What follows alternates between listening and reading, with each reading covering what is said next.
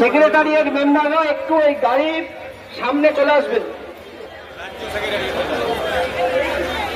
ছাত্র যুব মহিলা সংগঠনের রাজ্য সম্পাদক মন্ডলীর সদস্যরা সবাই মাইকের সামনে থাকবেন গাড়ির কাছে। অমিতাভ বাগচি উপস্থিত আছেন আমাদের মধ্যে।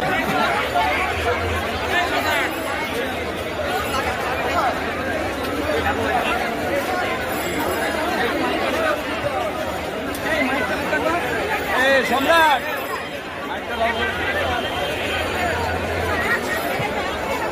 ছাত্র যুব উপস্থিত আছেন